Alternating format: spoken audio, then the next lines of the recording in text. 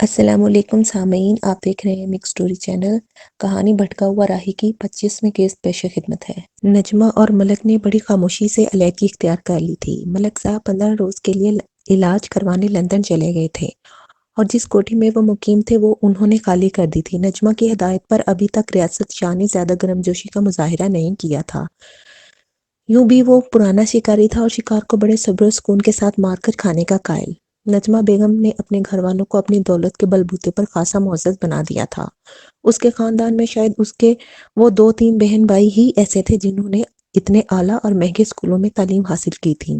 ان لوگوں کے نجمہ بیگم نے بہت عرصہ پہلے جب وہ ملک صاحب کی بیوی بنی تھی اس شہر کے ماڈرن آبادی میں ایک فلیٹ کرائے پر لے کر دیا تھا، جہاں وہ اپنی ذات بدل کر اپنے ناموں کے آگے پیچھے نئے ناموں کا اضافہ کرنے کے بعد بڑے ٹھاٹ بات سے زندگی بسر کر رہے تھے۔ پیش آمدہ حالات کی پیش بندی کرنے کی خاطر اس نے ساری منڈلی اپنے ہاں جما لی تھی۔ اس کا گھر اتنا بڑا تھا کہ ایسے 2-4 اور خاندان بھی اس میں سما سکتے تھے۔ جو کاروبار اس نے سنبھال رکھا تھا اس میں اتنی زیادہ آمدن ہو جاتی تھی کہ جس کے بعد اسے کسی اور سہارے کی ضرورت ہی نہ رہ جاتی۔ پھر برہم قائم رکھنے کے لیے اس نے پہلے ہی سے 3-4 خیراتی قسم کے ادارے کھول رکھے تھے، جہاں وہ بیوہ اور بے سہارا خواتین سے دستکارواری کروا کر یہاں کا تیار شدہ مال پھر بازار میں اچھے داموں فروخت کروا دیا کرتی تھی۔ ان اداروں کے نام پر اچھی خاصی گرانٹ اسے سرکاری طور پر الگ سے مل جایا کرتی تھی۔ اپنی دانش میں تو دونوں نے خاصی احتیاط برتی تھی، لیکن ان کے اندازوں کے بالکل برعکس ملک صاحب کی لندن موجودگی کے دوران ہی یہ راز تشت از بام ہو گیا، جس کے بعد سے اخبارات نے اس کو موضوع بنا لیا۔ جس روز ملک صاحب لندن سے لوٹے تو ہوائی اڈے پر ہی اخبار نویسوں نے انہیں گھیر لیا۔ ملک صاحب کو بادل نخواستہ اس حقیقت کا اعتراف کرنا پڑا کہ ان کے اور بیگم نجمہ کے درمیان خاموشی سے علیحدگی ہو چکی ہے، اور دونوں نے یہ فیصلہ سوچ سمجھ کر کیا ہے۔ انہوں نے اخبار نویسوں سے اپیل کی تھی کہ ان کی ذاتی زندگی کو اخبارات میں نہ اچھالا جائے۔ اسی نوعیت کا بیان نجمہ بیگم نے اخبارات کو جاری کیا تھا، جبکہ ایک تقریب میں ایک اخبار نویس نے ریاست علی کے حوالے سے کچھ بات کہنا چاہی تو نجمہ ملک نے اسے بری طرح ڈانٹ دیا کہ بیچارہ ہکا بکا رہ گیا۔ اس کے بعد کسی نے اس نوعیت کا کوئی سوال ہی نہیں کیا تھا۔ کلرک بادشاہ سے زیادہ تیزی کے ساتھ بھنڈار کی قسمت نے پلٹا کھایا تھا۔ بڑی مشکل سے اس نے پارٹی میں اپنی دھاک بٹھائی تھی، لیکن سر منڈواتے ہی اولے پڑ گئے اور ملک نے ایک ہی داؤ میں اسے چاروں خشانے چت کر دیا تھا۔ اس روز جب صوبائی لیگ کو اپنے اندرون خانہ ذرائع سے اطلاع ملی کہ اگلے 48 گھنٹوں کے اندر اندر مرکزی لیگ کی طرف سے الیکشن کے انعقاد کا اعلان ہونے والا ہے، تو ان کے ہاتھوں کے طوطے اڑ گئے۔ ابھی تک یہ لوگ کوئی ڈرامہ حکومت کے خلاف ایسا تیار نہیں کر سکے تھے کہ جسے اپنی گرتی ساکھ کو سنبھالا دے سکیں۔ فی الوقت تو ملکی فضا ان کے خلاف تھی اور کلرک بادشاہ کی اس پریس کانفرنس کو ملکی اور غیر ملکی ذرائع ابلاغ میں ایک سازش کے تحت کچھ زیادہ ہی اچھالا جا رہا تھا۔ اس سے بہتر فضا قدرتی طور پر مخالفین کو پھر کب میسر آ سکتی تھی۔ صوبائی لیگ کے کرتا دھرتا جانتے تھے کہ اگر ان حالات میں الیکشن کا اعلان کر دیا گیا تو وہ شاید ایک صوبے میں بھی اپنی حکومت برقرار نہ رکھ سکیں۔ حالانکہ اس سے پہلے ان لوگوں نے دن رات محنت کر کے عوام میں خاصی جگہ بنا لی تھی۔ بھنڈار صاحب برا مت مانیے، آپ نے ہمارے سارے کیے کرائے پر پانی پھیر دیا۔ دن رات محنت کر کے ہم نے عوام کی دلوں میں جگہ بنائی تھی اور حالات کو اپنے حق میں استوار کیا تھا، لیکن آپ نے ملک صاحب کی دشمنی میں اندھے ہو کر ہمیں اپنے بہترین دماغ سے محروم کر دیا۔ جی ہاں، برا مت مانیے بھنڈار صاحب، صرف آپ کی وجہ سے ملک صاحب نے پارٹی سے علیحدگی اختیار کی ہے، اور آپ نے آج تک سوائے بڑے بڑے دعووں کے اور کچھ نہیں کیا۔ جنرل سیکرٹری تمام احتیاطیں بالائے طاق رکھ کر بھنڈار پر برس پڑا۔ وہ لوگ 24 گھنٹے کے نوٹس پر ملک کے کونے کونے سے آج یہاں اکٹھے ہوئے تھے۔ بھنڈار جانتا تھا کہ یہ جنرل سیکرٹری کبھی اس کا ہمدرد نہیں رہا، ملک کے بہترین ساتھیوں میں اس کا شمار ہوتا تھا۔ سیکرٹری صاحب، کم از کم پارلیمانی آداب کا خیال تو رکھیے۔ آپ ایک سینئر ممبر سے بات کر رہے ہیں، آپ کو کسی بھی پارٹی ممبر کو ڈانٹنے کا حق کس نے دیا؟ بھنڈار کے اشارے پر اس کے ایک ساتھی نے کھڑا ہو کر ہنگامے کا آغاز کرنا چاہا۔ اس نے بھی کچی گولیاں نہیں کھیلی تھیں۔ وہ جانتا تھا کہ آج کے اجلاس میں سب کی تان اس پر ہی ٹوٹے گی، خصوصاً ملک کے پرانے دوست جن پر پارٹی سیکرٹری سر فہرست تھا۔ اس کو خوب رگیدیں گے۔ آپ بیٹھ جائیں میاں صاحب اور میری بات کو سمجھنے کی کوشش کریں۔ سیکرٹری کو بھی غصہ آ گیا۔ کیا مطلب؟ آپ کو شرم آنی چاہیے۔ آپ مجھے بیٹھ جاؤ اوے چمچے۔ میاں صاحب کی بات نامکمل تھی جب عقب سے آواز بلند ہوئی، کیا بکواس ہے؟ یہ کون سے لوگ آپ نے اکٹھے کر لیے ہیں یہاں؟ میں صدر صاحب آپ سے پوچھ رہا ہوں۔ میاں کو طیش آ گیا۔ سٹ ڈاؤن، اپنی اوقات میں رہو۔ تم ہو کیا؟ سیکرٹری کے ایک ساتھی کی گیرج آ گئی۔ اس کے ساتھ ہی بھنڈار اٹھ کر کھڑا ہو گیا۔ صدر صاحب، یہاں گنڈا گردی کا منصوبہ بنایا گیا ہے۔ مجھے اس بات کا علم ہے کہ اس بھانمتی کے کنبے نے کیا پلان تیار کیا ہوا ہے۔ خدارا انہیں سمجھائیے، زیادہ تماشا نہ لگائیں۔ جتنی اس کی عمر ہے اس سے زیادہ وقت میں نے سیاست میں گزارا ہے۔ آپ نے جھک ماری ہے۔ بھٹی صاحب کو بھی جوش آ گیا۔ اس نے سوائے گنڈا گردی کی سیاست کے اور کیا ہی کیا ہے؟ چپ کراؤ شرافت کے مامے، اب سیال صاحب کی باری تھی۔ تیری یہ ہمت، کہتے ہوئے وہ سیال صاحب کی طرف لپکے۔ اس سے پہلے کہ صدر صاحب اور دوسرے ممبران حالات کو سنبھال لیں، دونوں گتھم گتا ہو گئے۔ اس کے ساتھ ہی وہاں مچھلی بازار لگ گیا۔ ہر کوئی حسب توفیق دوسرے کو صلاواتیں اور گالیاں سنا رہا تھا۔ حضرات بیٹھ جائیے، بیٹھ جائیے، بیٹھ جائیے۔ صدر صاحب مسلسل اپیلیں کر رہے تھے، لیکن یہاں کوئی ان کی اپیل پر کان دھرنے کو تیار ہی نہیں تھا۔ دیکھتے ہی دیکھتے جوتیوں میں دال بٹنے لگی اور صدر صاحب کو بعد النخواستہ سپہر تک اجلاس ملتوی کرنا پڑا۔ پارٹی ممبران نے ہاتھا پائی تو نہ ہونے دی تھی، لیکن اس میں کسر بھی نہیں رہ گئی تھی۔ اس وقت تو ان لوگوں کی حیرانگی کی انتہا نہ رہی جب انہوں نے دیکھا کہ کانفرنس ہال کے باہر موجود انقلابی اسٹوڈنٹ گجر گروپ کے کارکن جنرل سیکرٹری صاحب کے خلاف نعرے لگاتے اندر گھس آئے۔ انہوں نے بھنڈار صاحب کو اپنے کندھوں پر اٹھا لیا اور ان کے حق میں نعرے بازی شروع کر دی۔ اس کے ساتھ ہی کسی نے کرسی اٹھا کر بھنڈار کی طرف اچھالی اور دیکھتے ہی دیکھتے وہ لوگ آپس میں گتھم گتا ہو گئے۔ اخبار نویس بھی اسی سنہرے موقع کی تلاش میں تھے۔ کیمروں کی فلش گنیں چمکی اور یہ مناظر سلو لائٹ کے فیتوں میں منتقل ہو گئے۔ 15-20 منٹ تک کانفرنس ہال میدان جنگ کا نقشہ پیش کر رہا تھا۔ جب معاملہ کسی طرح ٹھنڈا پڑتا نظر نہ آیا تو پارٹی سیکرٹری نے دل پر پتھر رکھ کر پولیس کو مداخلت کا حکم دے دیا۔ پولیس والے بھی جانے کب سے تاؤ کھائے بیٹھے تھے۔ انہوں نے لڑکوں کی وہ درگت بنائی کہ خدا کی پناہ۔ 10 منٹ کے اندر اندر ہنگامہ فروٹ ہو گیا۔ جب اخبار نویس اپنے دفاتر کی طرف بھاگنے کے لیے اپنی موٹر سائیکلیں اسٹارٹ کر رہے تھے تو عین ان لمحات میں صوبائی لیگ کے کچھ ممبران نے اپنے اثر و رسوخ سے کام لے کر لفافے ان کی جیبوں میں منتقل کیے اور انہیں ہنگامی پریس کانفرنس کے لیے روک لیا۔ یہ پریس کانفرنس پارٹی کے صدر صاحب کی طرف سے پارٹی کے سینٹرل آفس میں کی گئی تھی۔ 1 گھنٹے کے نوٹس پر بلائی گئی اس پریس کانفرنس میں سیکیورٹی کے انتظامات اتنے سخت تھے کہ کسی چڑیا کے بھی یہاں پر مارنے کی گنجائش دکھائی نہیں دے رہی تھی۔ انقلابی اسٹوڈنٹ کے گجر کے مخالف ونگ کے طلباء نے گارڈز کے فرائی سنبھال رکھے تھے اور وہ صرف پارٹی ممبر کو اندر جانے کی اجازت دیتے تھے، جسے سیکرٹری یا صدر صاحب کی کلیئرنس ملتی تھی۔ صدر صاحب نے اخبار نویسوں میں ایک لکھا ہوا بیان تقسیم کر دیا جس میں بتایا گیا تھا کہ مرکزی لیگ کے پروردہ گنڈا عناصر نے خوب حق نمک ادا کیا ہے اور ایک سازش کے تحت ہنگامہ کھڑا کیا گیا جس میں پارٹی کا کوئی ممبر ملوث نہیں۔ یہ سارا ہنگامہ مرکزی لیگ اور ان سرکاری ایجنسیوں کا ہے جو مرکزی لیگ کو آئندہ انتخابات میں کامیاب کروانے کے لیے ایڑی چوٹی کا زور لگا رہی ہیں۔ بیان میں اس صورتحال کو انتہائی افسوسناک قرار دیتے ہوئے اس کی ساری ذمہ داری مخالفین پر ڈال کر صدر صاحب نے وارننگ دی تھی کہ مرکزی لیگ نے سیاست میں تشدد اور غنڈہ گردی کی جو پالیسی اختیار کر رکھی ہے وہ جمہوریت کو تباہ کر کے رکھ دے گی۔ جناب والا، ایک اخبار نویس نے کھڑے ہو کر سوال کرنا چاہا۔ اوئے بیٹھ جا اوئے، کوئی سوال نہیں ہوگا، سمجھ آئی؟ صدر صاحب کی بغل میں کھڑے ایک انقلابی محافظ نے اسے ڈانٹ کر بٹھا دیا۔ حضرات باقی باتیں چائے پر، کہہ کر صدر صاحب اٹھ کھڑے ہوئے۔ اخبار نویس ندیدے بچوں کی طرح چائے اور دیگر لوازمات پر ٹوٹ پڑے۔ اس درمیان تمام اخبار نویسوں کی حسب مراتب اور حسب معمول جیبیں گرم ہو چکی تھیں، لیکن صوبائی لیگ کے لوگ یہ دیکھ کر حیران رہ گئے کہ اگلے روز ملک کے تقریباً ہر قابل ذکر اخبار نے اس ہنگامے کی خبر 6 سرخیوں سے شائع کی تھی اور اپنے تبصرے بھی شائع کیے تھے۔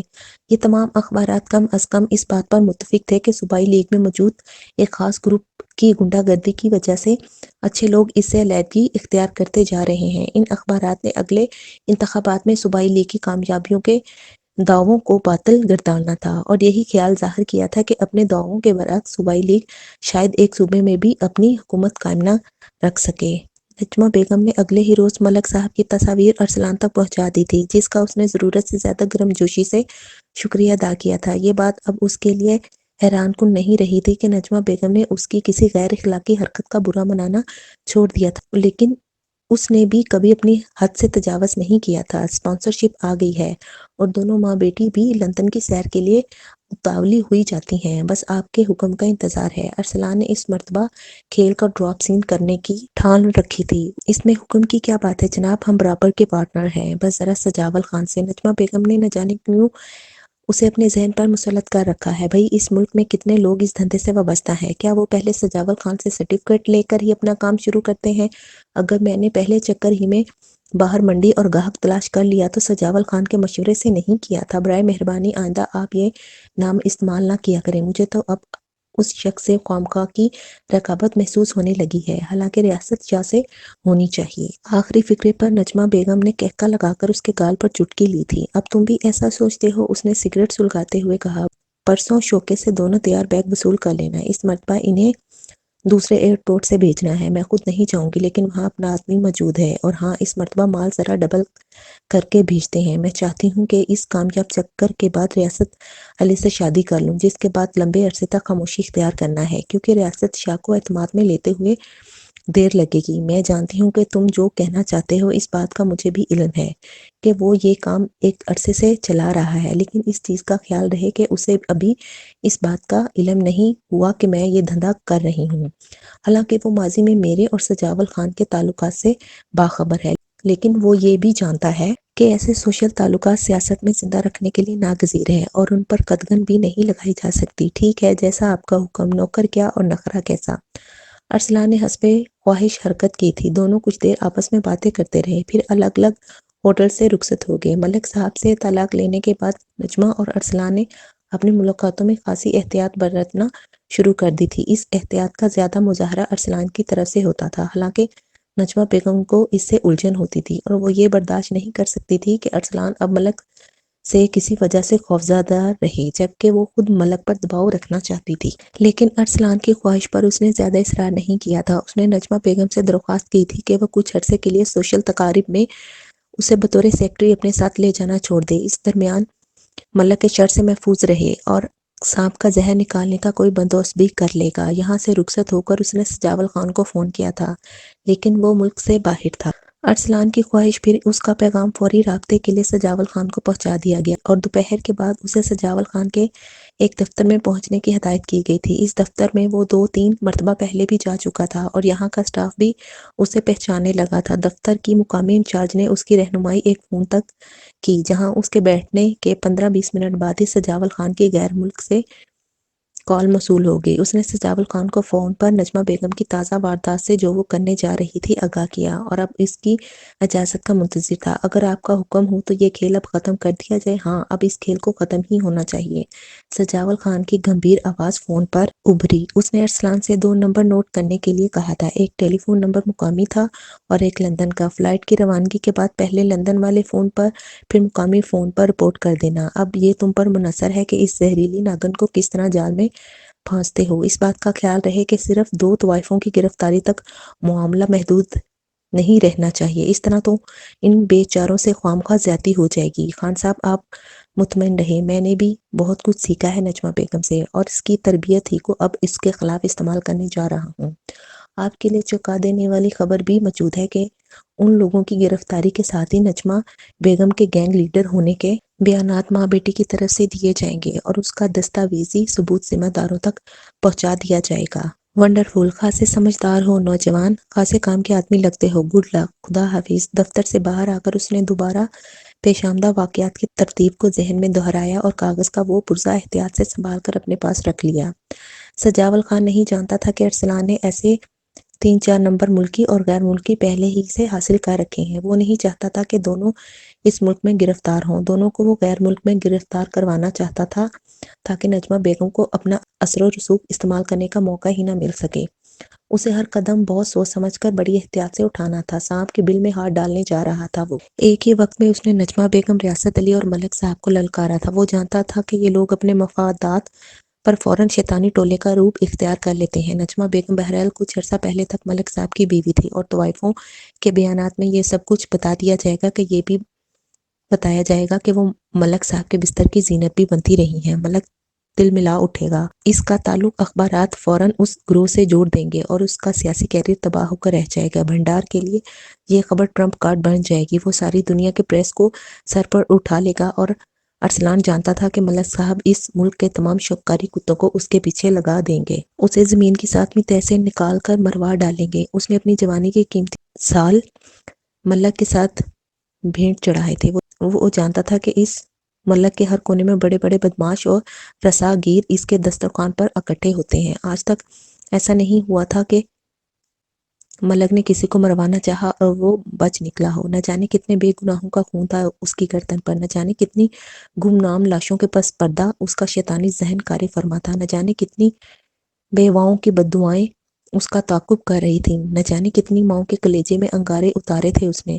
ملک صاحب، میں آپ کے لیے خدا کا عذاب بننے والا ہوں۔ اس کے ماتھے پہ پسینے کے ننھے ننھے قطرے چمکنے لگے تھے۔ ماتھے کا پسینہ اس نے قمیص کی آستین سے پہنچا۔ میں ان شیطانوں کو آپس میں ٹکرا کر تہس نہس کر دوں گا۔ زمین تمہارے بوجھ سے آزاد ہو جائے گی۔ شیطانوں، بے ایمانی اور بدماشی کا جو زہر تم نے قوم کی رگوں میں اتارا ہے وہ تمہارے ہی لیے ستم قاتل بنے گا۔ جانے کتنے نوجوانوں کو تم نے درندہ بنا ڈالا۔ اب یہ درندے تمہاری رگوں سے خون چوس لیں گے، تم مر جاؤ گے۔ تمہیں مرنا ہوگا، اس ملک کے ہر دشمن کو مرنا ہوگا، خواہ اس نے کوئی بھی لبادہ اوڑھ رکھا ہو، کوئی بھی روپ دھار رکھا ہو۔ ملک، میں ابتدا کرنے جا رہا ہوں۔ پہلا پتھر میں ماروں گا، پہلی گولی میں فائر کروں گا، تم سب کے لیے، تم فرعونوں کے لیے۔ رسمی موسومی کی ابتدا مجھ سے ہوگی۔ وہ نہ جانے کیا کیا کہتا رہا اور پاگلوں کی طرح دیواروں سے باتیں کر کے کہکے لگاتا رہا۔ تصورات کے اس جہنم سے اسے ٹیلی فون کی گھنٹی نے نجات دلائی۔ فون پر پراپرٹی ڈیلر اس سے مخاطب تھا۔ ارسلان صاحب، بہت خوش قسمت ہیں آپ، بڑا زبردست گاہک ملا ہے، کوئی بہت ضرورت مند ہے بیچارہ، شاید باہر کے ملک سے کمائی کر کے لوٹا ہے۔ لوٹ لو، لوٹ لو شیخ صاحب، جانے نہ دینا، کسی کو بچ کر نہ جانے دینا۔ وہ شاید ابھی تک اسی ترنگ میں بولے جا رہا تھا اور دوسری طرف پراپرٹی ڈیلر شیخ بے شرمی سے دانت نکال رہا تھا۔ اگلے 48 گھنٹوں میں اس کے شاندار بنگلے کا سودا چپ چاپ ہو گیا تھا۔ ابھی اس نے 1 ماہ تک اسی بنگلے میں قیام کی قانونی اجازت حاصل کر لی تھی۔ ارسلان کو کسی ایسی ہی پارٹی کی تلاش تھی جو پراپرٹی کی قیمت اس کو کسی دوسرے ملک میں ادا کرے۔ اس نے ساری قیمت غیر ملکی کرنسی میں اپنے غیر ملکی اکاؤنٹ میں جمع کروا لی تھی۔ بظاہر اس کی تمام تیاریاں مکمل تھیں۔ فرار کے سارے راستے کھلے تھے اور اب وہ حملہ کرنے جا رہا تھا۔ شوقی نے حسب معمول کمال فن کا مظاہرہ کیا تھا اور 2 ایسے بیگ تیار کیے تھے جن کو ٹٹولنے پر بھی ان میں سے کچھ برآمد نہ ہوتا۔ بھلا کوئی ان پر شک کر سکتا ہے؟ ارسلان نے دونوں بیگ مختاراں کے سامنے رکھتے ہوئے کہا۔ واقعی ارسلان بہو کمال ہے، ہمیں تو کچھ بھی سمجھ نہیں آ رہی اس میں کیا ہے اور کہاں رکھا ہے۔ مختارہ نے بیگوں کو الٹ پلٹ کر کے دیکھتے ہوئے کہا۔ یہ تمہیں جاننے کی ضرورت ہی نہیں، بس تم یہی سمجھو کہ جیسے کہ تمہیں نظر آ رہے ہیں ویسے ہی ہیں۔ پھر بھی فکر کی ضرورت ہی کیا ہے؟ تم نجمہ کا کام کر رہی ہو، وہ با اثر ہے، اس سے کئی گنا زیادہ اس کا اس ملک پر اثر ہے۔ کسی بات سے گھبرانا نہیں، کوئی بھی بات ہو دھڑلے سے نجمہ بیگم کا نام لے دینا۔ کسی کی مجال ہے جو تمہاری طرف آنکھ اٹھا کر بھی دیکھے۔ اور ہاں، ایک بات کا خیال رکھنا، اگر کہیں تمہارے منہ سے میرا ذکر نکل گیا تو پھر لینے کے دینے پڑ جائیں گے۔ یہ انگریز لوگ کسی تیسرے آدمی کی اپنے معاملات میں مداخلت پسند نہیں کرتے۔ تمہارے وہاں پہنچنے سے اگلے ہی دن میں وہاں آ جاؤں گا۔ اس مرتبہ تمہیں جرمن اور ہالینڈ کی سیر بھی کروانی ہے اور اگلی مرتبہ امریکہ۔ اس کی چرب زبانی کے سامنے مختارہ بیگم کی ایک نہیں چلتی تھی، بس خانقوں کی طرح منہ اٹھائے اس کی طرف دیکھتی رہتی۔ ہوس نے اسے بری طرح اندھا کر دیا تھا کہ اب اسے ساون کے اندھے کی طرح صرف ہریالی ہی دکھائی دیتی تھی اور کچھ نہیں۔ اس مرتبہ واقعی انہوں نے دوسرا ایئرپورٹ استعمال کیا تھا۔ اس شہر تک ارسلان انہیں خود چھوڑنے گیا تھا۔ اس نے لالچ کی ماری ماں اور ہوس کی اندھی ناظرین کو یہ باور کروا دیا تھا کہ کوئی بھی مشکل پیش آنے پر وہ فوراً نجمہ بیگم کا نام لے دیں۔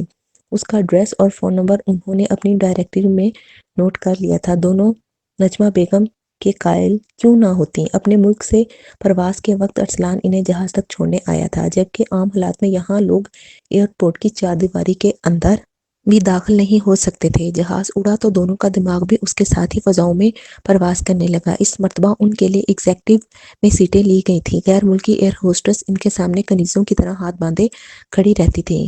گیٹوگ ایئرپورٹ پر جہاز نے لینڈ کیا تو خوشی سے دونوں کا چہرہ دمکنے لگا۔ اس ایئرپورٹ پر وہ پہلی مرتبہ آئی تھی۔ اس سے پہلے جہاز ہیتھرو ایئرپورٹ پر اترا تھا۔ زمین پر ان کے قدم ہی نہیں ٹکتے تھے۔ بڑے ناز نخرے سے ماں بیٹی کی امیگریشن کاؤنٹر تک پہنچی تھی، جہاں برطانوی پولیس دیدہ و دل فراش راہ کیے ان کی منتظر تھی۔ امیگریشن کاؤنٹر سے انہیں اندر نہیں آنے دیا۔ کاؤنٹر سے بیگیج تک خفیہ پولیس کی 2 عورتیں محکمہ صحت کے ملازمین کے روپ میں ان سے چپکی صرف اس بات کا جائزہ لیتی رہیں کہ راستے میں کن لوگوں سے سلام دعا لیتی ہیں۔ دوران پرواز جہاز میں ناظرین پر ریشہ ختمی ہونے والے دو نوجوانوں کو بھی بڑے سخت مراحل سے گزرنا پڑا۔ ماں بیٹی نے بیگ ہاتھوں میں تھام رکھے تھے، پھر اپنا واحد اٹیچی کیس انہوں نے ریوالونگ بیلٹ سے وصول کیا تھا اور دوسروں کی دیکھا دیکھی گرین چینل پر چلنا شروع کر دیا تھا۔ ابھی بمشکل چند گز ہی چلنے پائی تھی کہ انہیں ایک کسٹم آفیسر خاتون نے روک کر ان کی تلاشی لینے کی استدعا کی۔ ماں بیٹی کا رنگ ایک لمحے کے لیے فاق ہوا، لیکن پھر وہ سنبھل گئی۔ دونوں کو ایک کیبن میں لے جایا گیا جہاں ان کی ایک ہم زبان ان کے اور کسٹم کے عملے کے درمیان رابطے کے فرائض انجام دینے کے لیے موجود تھی۔ چند منٹ بعد ہی پولیس نے انہیں حراست میں لے لیا۔ ان کے بیگوں سے ہیروئن نکال کر سامنے کاؤنٹر پر رکھ دی گئی۔ دونوں نے چلا چلا کر نجمہ بیگم کے نام کی مالا جپنا شروع کی، لیکن یہاں تو گنگا ہی الٹی بہہ رہی تھی۔ ان کو علم ہی نہ ہو سکا کہ یہ گفتگو ریکارڈ ہو رہی ہے، ان کی ایک ایک حرکت کو سلو لائٹ پر منتقل کیا جا رہا ہے۔ برطانوی ذمہ دار اہلکاروں کو تصاویر کا وہ پیکٹ بھی موصول ہو چکا تھا جس میں دونوں ماں بیٹی اور بیگم نجمہ شیر و شکر ہوتی نظر آ رہی تھیں۔ انگریزی میں تینوں کے نام تصاویر کے پشت پر ٹائپ کیے ہوئے تھے۔